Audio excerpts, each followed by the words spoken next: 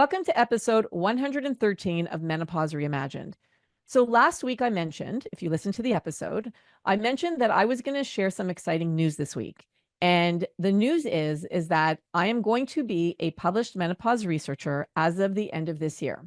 The reason why is because we submitted 4 abstracts to the Menopause Society to be published in the journal Menopause, and they all got accepted, which means that our groundbreaking research for symptoms, which is our signs and symptoms survey, our anxiety survey, our doctor's visit survey, and our sleep issues survey are going to now be published research. So they're printing our abstracts, and I am going to the Menopause Society, their annual meeting, and I am presenting 4 posters on this research. I'm over the moon and I cannot wait to share the details with you of the research, which I'll do in an upcoming episode. So thank you to all of you who have taken the time to fill out our surveys. It's called Citizens Research, and we could not have done this without you. So I am so grateful to all of you. And every week when I ask you to take a moment to fill out our surveys, if you haven't yet, please take a moment to do that, because we are going to be publishing a lot more research,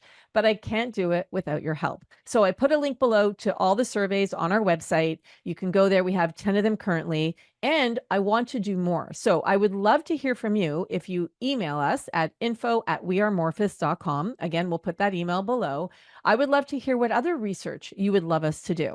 So let me know. I'm open to ideas. I have a few in mind that I'm thinking about, but I would love to get the research ideas from you, and then we will post those and add them to our survey page so that we could also hopefully get those published as well. We're going to continue doing our work from all of you who are going through perimenopause and menopause, and we are going to share this information because I always say the more we know, the more we can empower ourselves to take control of our health and symptoms with nutrition, lifestyle, supplements, and research, as well as hormones, if that's what you choose to do. Today's interview is very interesting, and I'm going to just give you a quick warning that if you have young kids in the car, do not listen to this podcast while you're in the car, because we are going to be talking about some explicit things that aren't for young ears. So if you're with your kids, turn this off, listen to it at another time. If you're not and you're alone, then buckle up, because we are going to be talking about sexuality and sexual health in perimenopause and menopause. Today I'm speaking with Wendy Strgar. She's an award-winning entrepreneur and a pioneer in developing patented biomatch technology for women's health. Wendy holds multiple U.S. patents for biomatch technology, a leading scientific approach applying biomimicry to sexual health and hygiene products. Under Wendy's leadership, Good Clean Love has become the #1 selling natural organic brand in the United States, with products available in over 50,000 store shelves. She's going to talk about lubricants. She's talking about vaginal moisturizers. We're talking about vaginal health, vaginal dryness, and we're talking about sexual health. Now, here's Wendy. Welcome to Menopause Reimagined, Wendy. Nice to be here. Thanks for having me.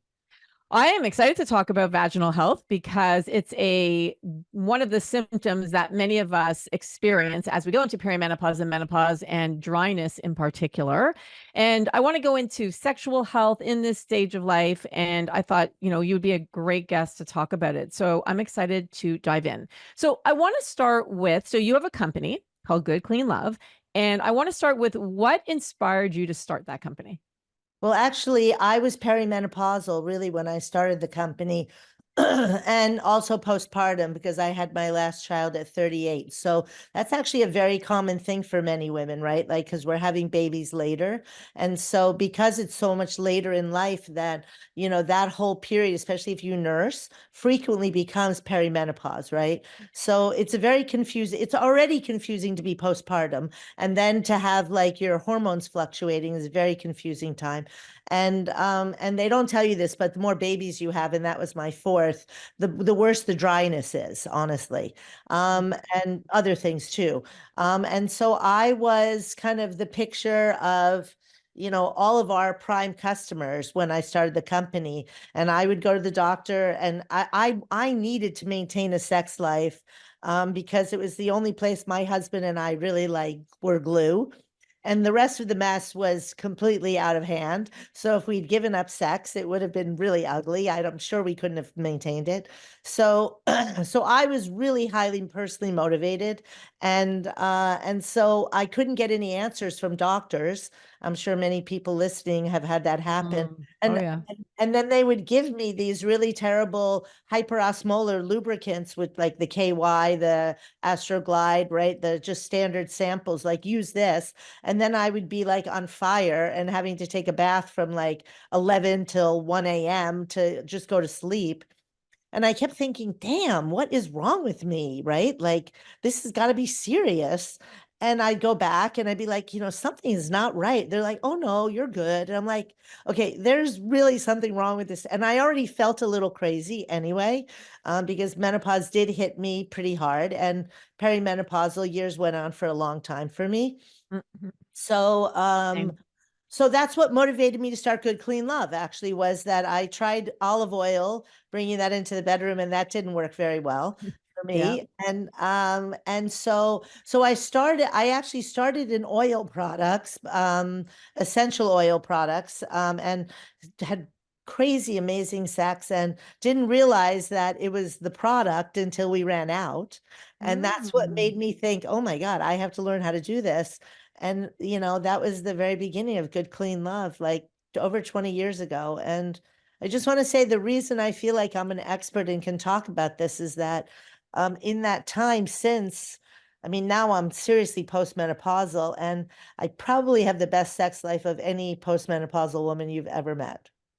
I So. love that. Well, first of all, I love that you're so open about it. And I do want to talk about that. So you're saying, so I mean, obviously there's so much at play when we go into this phase of life. Like we have a whole survey on libido, and I'm going to post it below. So for those of you who are listening, as part of we have so many surveys on our website right now, but as part of one of our surveys is libido and what happens to our sex drive as we go into perimenopause and menopause. And for a lot of women, they say that their sex drive either dissipates or gets less. So why do you think for you that you have such a great sex life? I feel like well, okay, this is a much larger conversation, but let me just say that at a high level, I think that for many women, and not just in this period of their life, but throughout their lifetime, sexuality and understanding and relating to one's own sexuality is really misunderstood and not actually actively dealt with. So, I think whatever, I'm a Scorpio. You could say whatever you want about me. I've always been really very motivated by sex personally, right? So which is to say that orgasm is something that's available to me. And for many women, right? I've just been doing my own social recently, and the numbers are horrible, right? Like the Yeah. percentage of women who orgasm when they masturbate, something like 65%. But when they have sex, it's like 6%, right? Like, so, many, many women are not having pleasure. For many of us, and I think it's like a holdover. It's like so many things. It's like religious training. It's like shame about one's body. It's about, I mean, so many things happen. Well, programs. Or like erotic injuries, right? Like people meet the wrong guy at the wrong time, and they get Mhm. something akin to rape or something that feels like sex is out of their control, or Mhm. coerced, and it's a deep damage, right? That happens to you 2 or 3 times in your life. It doesn't let go, and we don't process these things, and then as we age and we haven't processed them, they become larger in us, right? Just like everything that we don't process, honestly. But I think particularly with women and sex, that is like really something that happens for many women. And I think the other really crucial point is when women are having children and their bodies are changing so dramatically, not just their hormones, but their whole body's changing, right? Their sense of their sexuality is really also changing, especially if you nurse, right? Like it's so confusing. You're nursing, there's like this weird turn on sometimes. Like I nursed 2 kids at once for a brief period. It drove me nuts. But it was strangely erotic and also so wrong, So there's a lot of confusing sensations that happen when we're mothering with our bodies also. And Mm. men also get weird about women once they become what mothers. They're like, oh, she's the mother of my child. How could I do that to her? I'm like, well, why would you do that to a stranger? Right. Like, just I feel like there's so much for us to learn and unpack about sex.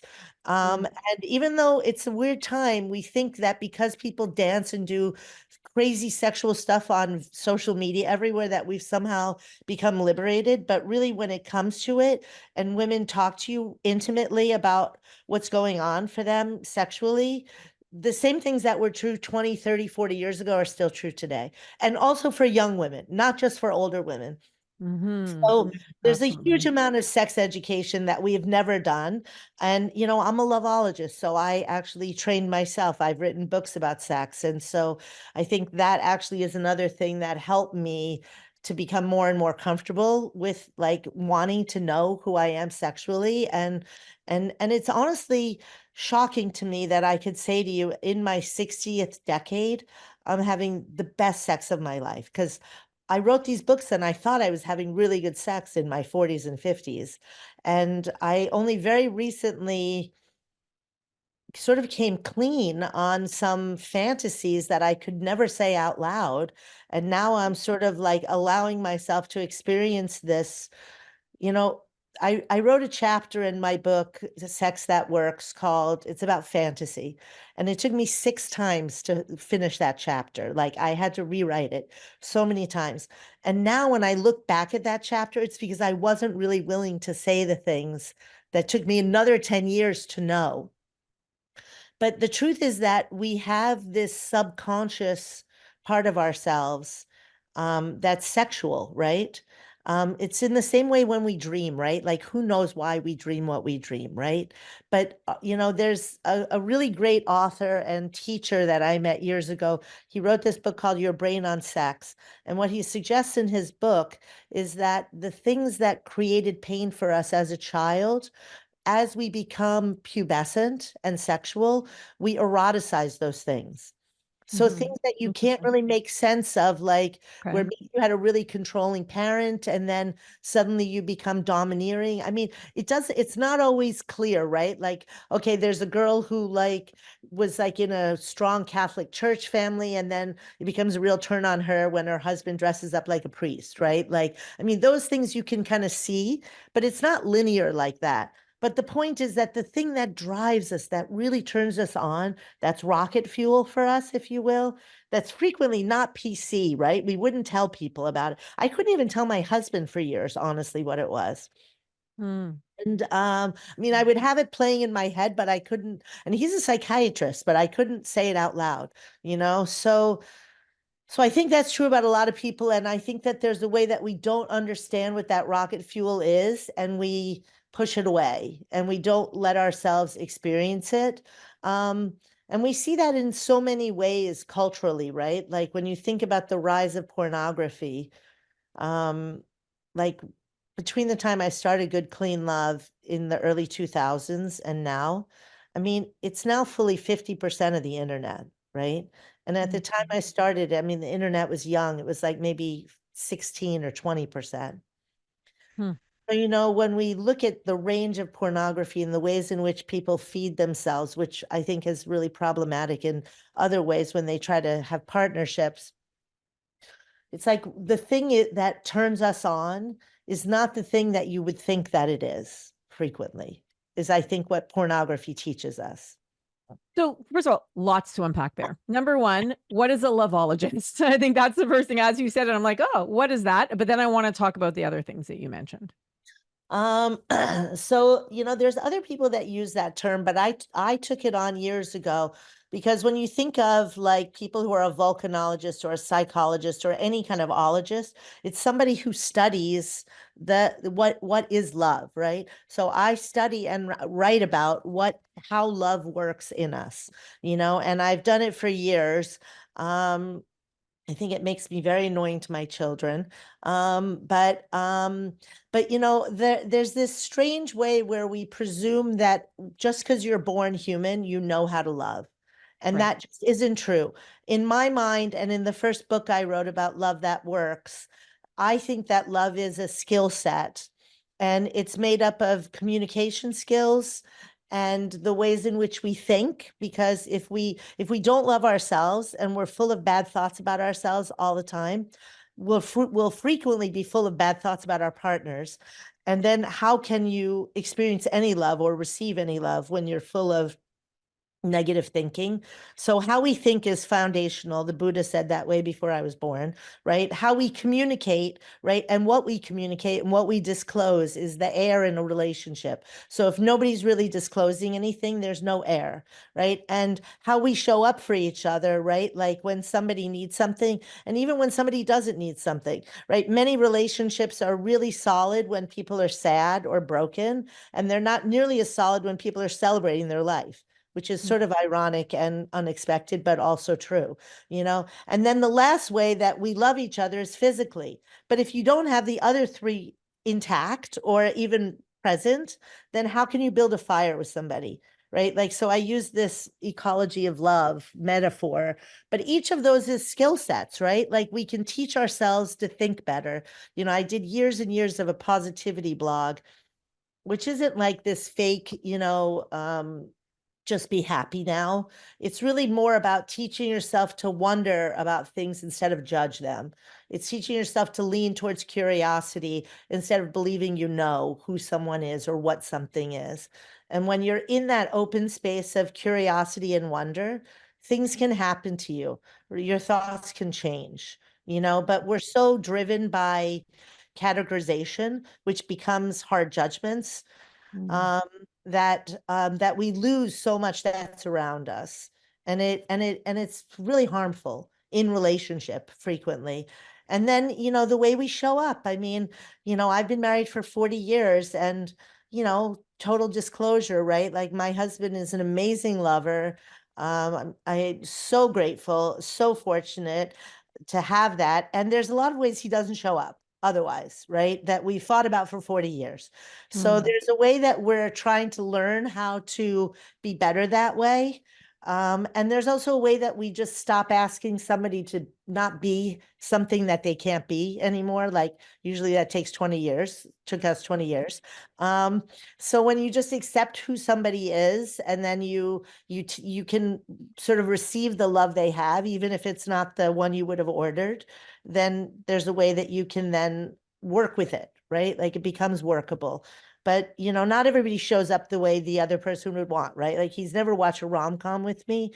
And so there's a way that I, like miss some things, companionship, but he's also a really, like I said, amazing lover and just rock solid present in life. Mm. So, and then the way we communicate, right? Like what are you willing to say to people? How much will you really disclose of yourself, right? Like since I started disclosing what this fantasy thing is for me, and stopped feeling like I'm crazy, or like how could I have that? It's really interesting, the conversations we have now. So And I how could does one have had that like a decade ago. That's the tragedy, right? I could have been doing that when I was like in my 50s or 40s, and I didn't trust myself or him enough to do that. So how did you get to the point, like, so how you were talking about figuring out what it is, your fantasies, what turns you on. How do you get to that point where you were able to figure that out?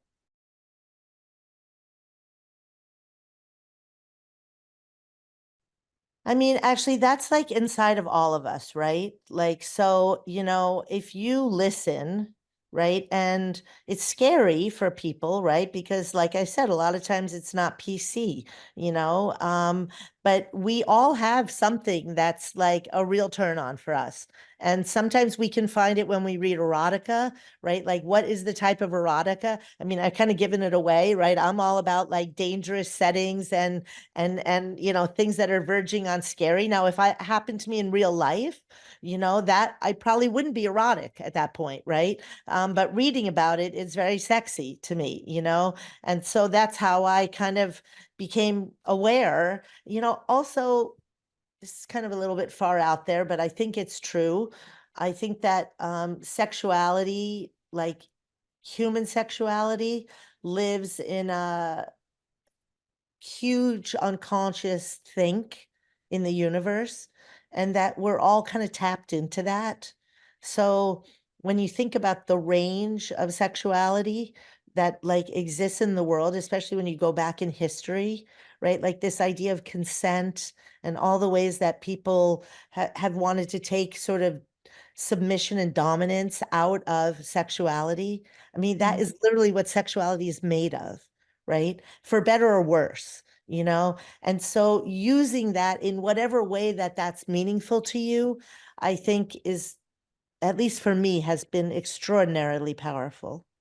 I have a friend who is very in touch with her sexuality, and actually I had a few friends I remember growing up one who was a dominatrix, and she took me to her dungeon, and I'd been to like several meetings with her.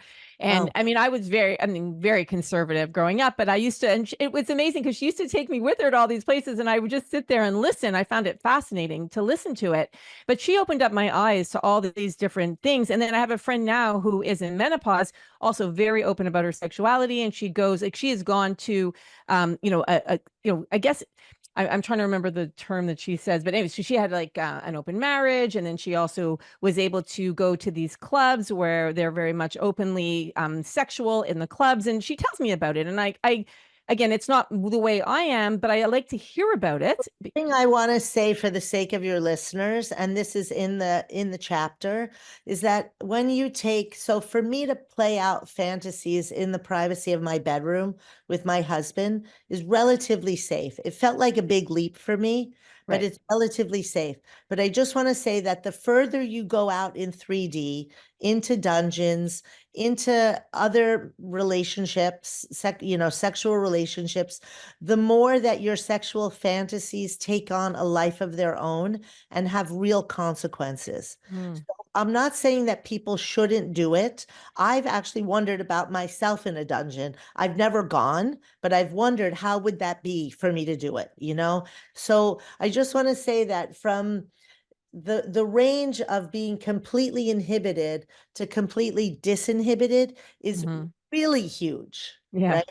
And so, I like to stay somewhere around the middle-ish, you know, but realize that, like it, and the truth is that moving even a couple inches over on your out of your range, it could be enough for you, right? So Mm. somebody who's wondering about these things doesn't need to go sign up at a dungeon right now, right? Like Exactly. Yeah. so I think it's really important that we say, and I've had people email me for years, right? Like small openings, small changes are huge when they're consistent. Mm. And by the way, for those of you who are listening, there's no judgment anyway. I mean, that's why I'm so happy that we're having this conversation because, I feel like understanding it or learning about it is so fascinating to me. And I love the fact that you're so in touch with your sexuality and you're even open to having conversations like this. So, and I I think also it's like the really fact, important. I think it's really important for menopausal women to hear that your sex life could be better than it's ever been, right? Because the Mhm. myth is, and I just was reading the Oprah Menopause magazine that just came out, and yes, the myth is that your libido is going to go away, that you're just not going to really be interested anymore. And I feel like we keep saying things like this, and it's like it almost like encourages us to believe that we are that we're less sexual as we age.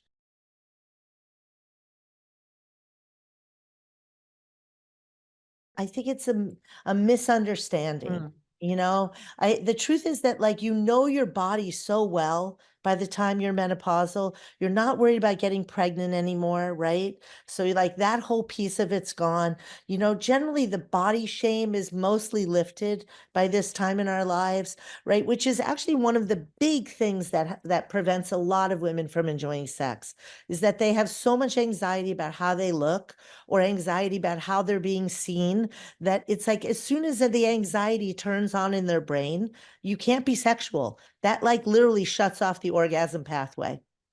and it's So hard for any many of anxiety us. you have is going to prevent you from feeling what's happening to you in your body, and it's going to prevent you from climaxing.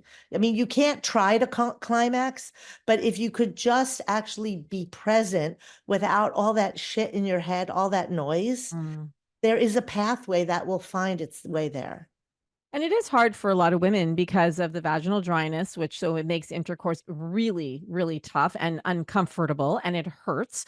But Mhm. also, a lot of women have UTIs, and also a lot of women gain weight in this phase of life. We know, according to our research, it's a huge over 50% of women are gaining weight. So, all of that comes into play when you're taking into consideration libido and, wanting to be sexual with someone. So, I understand the flip side too. But what you're saying is it's a lot of it, well, not the vaginal dryness, obviously that's not an But emotional actually, thing, but there's let's an talk.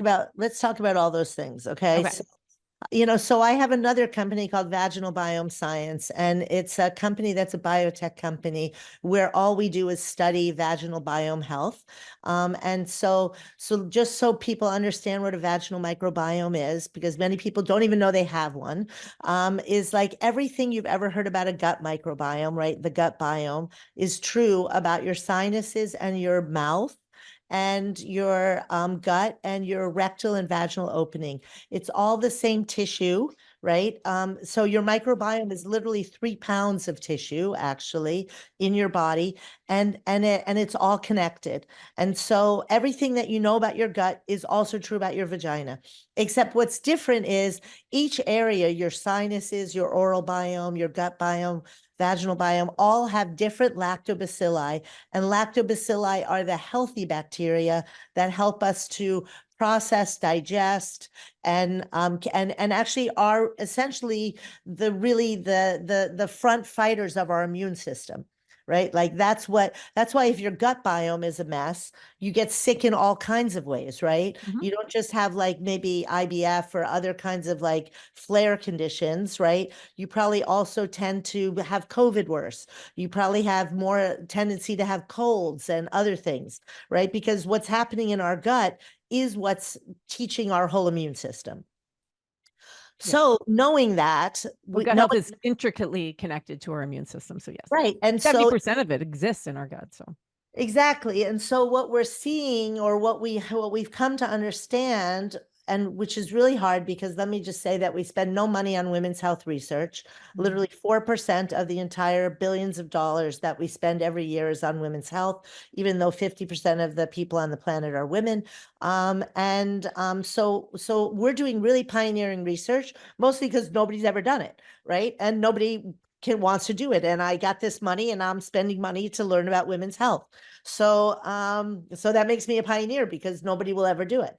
And it's actually astonishing, right? Like almost every condition we look at that gets diagnosed in a doctor's office has something to do with the vaginal microbiome. So whether Hmm. it's recurrent UTIs, recurrent bacterial vaginosis, which are the most common and basic, but it's like when you keep giving people antibiotics over and over again, and even though we know that antibiotic resistance is a huge problem on this planet, we continue. That's still the number one prescription that women are dispensed at a gynecologist office.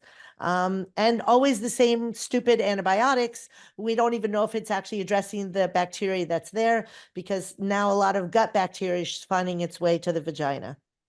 So ask me how infuriated I'm about all that.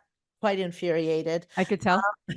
And it's wrong, right? Like women deserve better. Let me just say that women deserve better. So we know that with menopausal UTI, which is extremely common, right?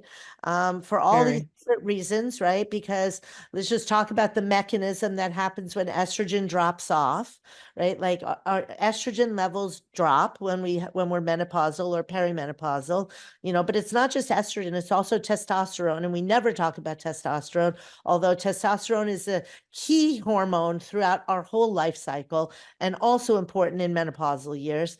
Although the FDA has not cleared a single treatment for women to have testosterone, I still get it through pellets, and it has changed my life, and really improved my sex life dramatically.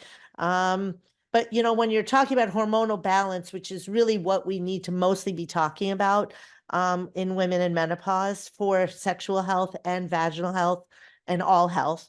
I mean, let me just say this, that women died, actually everyone died not many decades ago, right? 50, 60 years old. My grandmother died at 62. Nobody said, oh, she was so young, right? Like that was common for women. I mean, living to 70 in the 1970s was a long life, right? So, I mean, it's only 40, 50 years. Now we're suddenly all thinking we're going to live to 80, 90. But this like postmenopausal life, and also good reminder that every single mammal on this planet dies after their reproductive years are over. So this extended life past our reproductive years is a modern invention. Partly it speaks to all the ways that we take care of ourselves better. We have better nutrition. All kinds of things have changed that allow us to live longer. But was a body ever designed to live without hormones? I don't think so, right? Like, when you think about the evolution of being female and all the ways that our hormones work for us to be procreative human beings, and that they suddenly stop when we're, 50 or 50, wherever we are in that age range, right? It's like, that's a pretty big shock to the system, which is why there's so much heart disease and other things for women, right? Because your hormones control not just like your genital function, but your heart function, your brain function. I mean, it's remarkable. So I am such a big believer in bioidentical hormones. I started very early, right after I was menopausal. I had a gynecologist, thankfully, who was a big believer. She's like, the earlier you start this, the better it is for you. And I think that another thing that happened earlier is that there were some very bad studies done around non like animal hormones that were given to women, Yeah, the Premarin. WHI. We've covered that on the podcast. Yeah. Yeah. And so then there's this idea that it's scary. I mean, certainly for some breast cancers, there's this idea that you can't use any hormones. And so I can't speak to that. But for many, many women who still won't use hormones because of those early studies, I would say that they're unfounded, and that you can live a really amazingly powerfully good life with really good endocrinology care. But there's also a lot of women who can't use hormones. So, it's not, there are or just choose not to, whatever their reasons are. So how do you address you said let's address the vaginal dryness. So Yeah. And we get a lot of patients and women who for whatever reason can't use hormones or don't want to. So let's just talk about vaginal health for a second.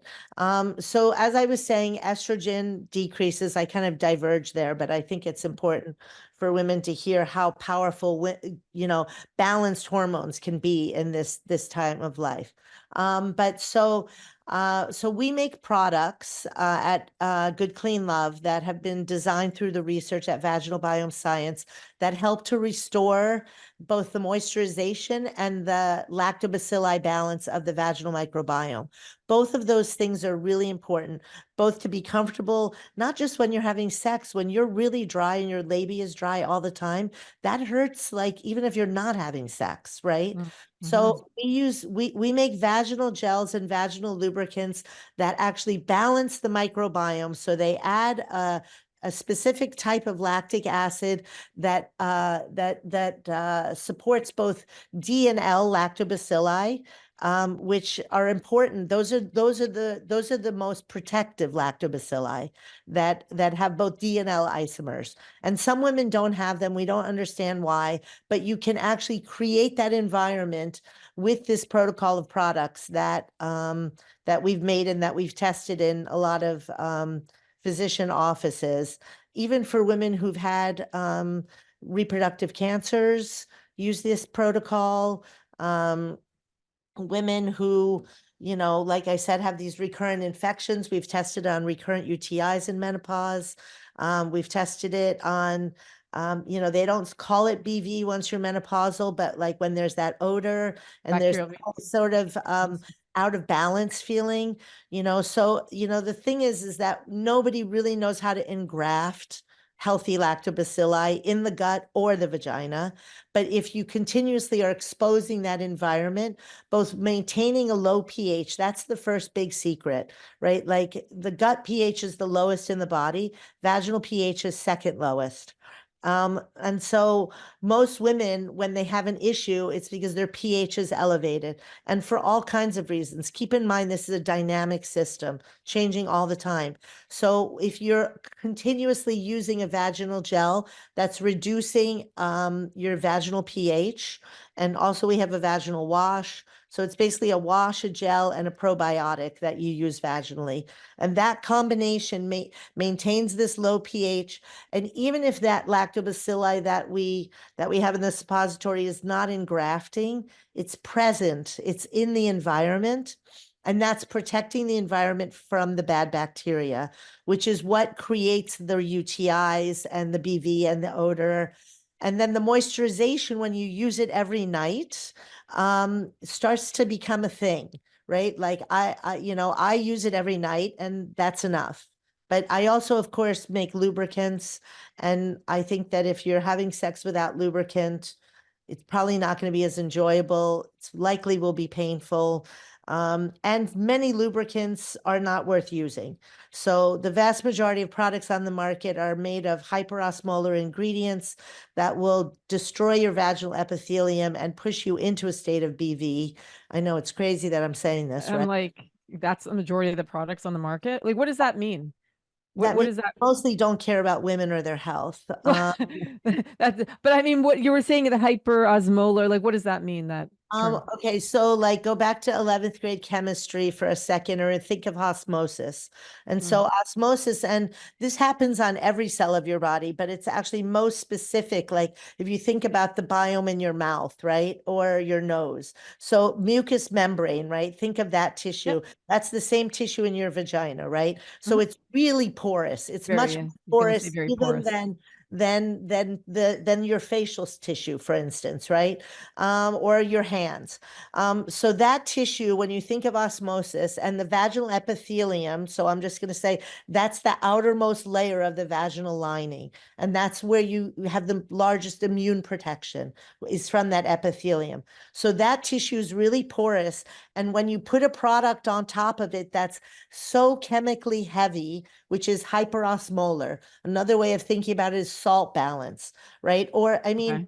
here's another thing that's very vivid and kind of horrible to think about, but propylene glycol is a primary ingredient in many of these products. Propylene glycol is breakthrough Antifreeze. Yes, antifreeze. antifreeze. So that means that it's a freezing point. Think about like how high the freezing point is of antifreeze. So think of what that does to your porous tissue. It pulls all the moisture out of that tissue. So all those top cells slough off. And once that happens, it pushes your pH way up. So then you're like basically in a bacteria party where all the unhealthy bacteria can thrive. It's crazy to me, the products that, and it's funny because I've been wanting to use a vaginal moisturizer for a long time, but finding a product that actually has clean ingredients that I'd want to insert into my vagina, which is so porous, like you were saying, it's hard to come by.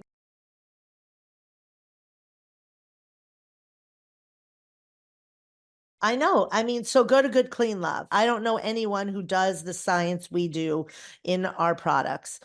We call it Biomatch. It's a patented solution. And so the first thing we do is that we don't disrupt the vaginal epithelium, because once you do that, you can't do anything else. You can't moisturize, you can't pH balance, you can't do anything because the whole system is a mess, right? So by maintaining isoosmotic products, which means that you're not disrupting, then you can do things like moisturize and balance the pH. And that's what our vaginal gels and lubricants do. I I mean, definitely want to they've changed try my it. life. They've changed my life personally. And many women, when you read our reviews, you'll see people say over and over again, oh my God, I've gone to 7 doctors. I've done XYZ. I did this procedure, that procedure. And if I'd only found Good Clean Love, I would have felt better. You know what's interesting? When I was in perimenopause, I see, to this day, I don't even know when I went into menopause, because whether it was 49 or 50, because what happened was, is I went a year without my period, and then I got my period at 13 months the first time, and I bled and I got my period, and then I guess it restarted. And then I went a year again without a period, and then 12 months to the date, I started bleeding again. But it wasn't a regular period. It was kind of just like, it lasted a long time, but it wasn't a heavy flow. And I went to the doctor and I'm like, something's not right. It ended up being I had vaginal dryness. it wasn't my actual period. And both times, when I was 49 and then when I was 50, I had such crazy itching in the Mm. vaginal area. I thought I had a yeast infection. They're like, nope, you have no yeast infection, to the point where I wanted to literally, and it's going to be so graphic, and I apologize to all of you for saying this, but it was so painful and itchy that I wanted to take my fist and shove it up there and scratch it because I could not get rid of the itch. It was so uncomfortable. Think of a yeast infection, if you ever had one, on steroids. Like, it was brutal. Yeah. Now, So think about what you're saying. Everything you're talking about is vaginal microbiome. right. But I Everything didn't you're talking about. know back I then. know, and either do they, right? That's the tragic part, right? Like we have 20,000 doctors who sign up, who come to us just without us coming to them, which is very unusual for doctors because they know that what we're doing actually solves these problems. So I just want to say the tissue really does legitimately dry out. And then if you have the wrong bacteria there, even if it's not a fungal infection, and generally fungal yeast infections are secondary to bacterial infections. Usually it's some kind of bacterial thing. Might not even be a heavy load of bacteria, but because it's so dry and you're not moisturizing, some women will say to us, like, right, like in tears, they put the gel in for the first time and their pH is really high. It's kind of tingly, burning a little bit, but each time you use it, it's less and less and less. But it's like if you've neglected it for a really long time to the point where you were, right? And you put an applicator in there, you could draw blood. The tissue is so dry. Or even from sexual, like Exactly. from I sexual mean, intercourse. Like, that would be crazy painful. it was, And then add some propylene glycol in there and set it on fire. no, it Yeah. was crazy. But now I know better. And now I have a product called Pycnogenol, which helps with that. And so does omega 3s. Like, there's things that can help from the internal. So I don't have that issue anymore, thankfully. But I want to try a vaginal moisturizer because from everything that I've read and everything that I've heard, that moisturizing, it's like any other part of your body that's dry, right? So talk a little bit about a vaginal moisturizer. How do we use it? Like, when I think of a moisturizer, I'm like, do we stick our finger up? Are we moisturizing it on the inside? Like, how does it work? Yeah, so you put if I'd known I would have brought it so I could show it, but it's a tube and an applicator. And so Yep. the tube screws onto the applicator, you fill it up with product, 3 to 5 mLs, and then you always put some gel around the tip and Yep. around the opening of the vagina so it slides in easily. Yep. And then it's like you pump it up and that's it. That's how you apply it. And you And apply it how many times a week? Every night, you said? I mean, I use it every night because, there's, menopausally, I think it's better to use it every night, right? Because to maintain the dryness thing and, or lack of dryness. But also, I was never in the right community state. So I was that woman who was always getting yeast infections or BV or something. And so Mm. now that I'm deliberately working to keep my microbiome balanced, which, what does that mean again? Keeping the pH low. So when you're moisturizing with our products, you're also reducing the pH, which means that you're reducing the risk that bad bacteria can hang out there and create UTIs and other infections, right? So the low pH is as important as the moisturization, right? But the two of them working together enable the body to actually accept good, healthy lactobacilli. And yes, pycnogenol is a great idea. A Collagen, lot of right? research on it. Yeah. I mean, we have a product with pycnogenol too, I right? love it. One of the few that actually has some really good data on it. Yeah, I love Um, it. but but so yes, for sure, a good supplement worth its weight in gold, but a good vaginal moisturizer and a good personal lubricant when you have sex completely change the experience so that you can start to like think about yourself as a sexy human being again, and you can start to like ask yourself like what is that thing, or maybe buy a little erotica and read a couple chapters and see what turns you on, or however it works, right? Like whatever it However is it for works. you Yeah. that feels available to you, I think is the thing. But for sure, it's as important in menopause and perimenopause to maintain vaginal health, probably more important. I mean, it's important your whole life, honestly. And so, the work we do at Vaginal Biome Science, please go see it, vaginalbiomescience.com. is all baked into all of our products at Good Clean Love. Once upon a time, all these companies were all Good Clean Love, and then the FDA kind of came after me, and so I had to put the science in another company and the doctor company in another company, and we're launching a new company now, which I'm super excited about. It's actually going to be a combination of all of this work I've done throughout my whole life. It's called Womankind Care. And it's exactly for situations like this. So menopause will have its own specific product set that women will have. And we developed a new test, microbiome test that is a PCR. So it provide actual counts that doctors will look at. So if you have persistent issues that they can't address, and keep in mind, 2 out of 3 infections are misdiagnosed at the doctor every day. And that's because we don't use data. So I just want to say, which is insane, that Women's Health is the only place still that we don't use data. So we're kind of using this as a translational model, hoping that doctors are going to want to read data about women that they can't diagnose properly. But all of this is going to hopefully launch in early 25 on Womankind Care. So it'll be Good Clean Love.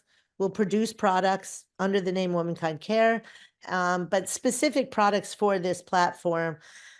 And then all those doctors, 20,000 doctors for women who can't find a good doctor, they'll be able to access our network of physicians. Amazing. And then we'll have like coaching and all kinds of opportunities to really get your questions answered about your vaginal health. So I feel Amazing. like it's the culmination of my life work. I'm really excited, although I've never done it before, so it's really hard to do. Well, congratulations. I think that's super exciting and we need it. It's very difficult when we all have these issues and we're suffering with these symptoms. Not all, but a lot of us have vaginal 75 million dryness. women conservatively in this country. Yeah, it's a I lot mean, of it's us. And it's actually a huge number of women. And you know what you said, I want to just point out when you were talking about wanting to scratch the inside of your vagina out. But I just want to say that, like, there are more nerve endings in the vagina, especially the clitoris. It's double the number in the penis, 8,000 nerve endings. But the whole vagina is seriously innervated. So if you have vaginal warts, you have lichen sclerosis. These are just common conditions, right? Like you cannot think about anything else. no. Literally, you cry when you have to wipe yourself. And I just Mm. want to say the only thing we do for those women is give them steroids, which just pushes that back in.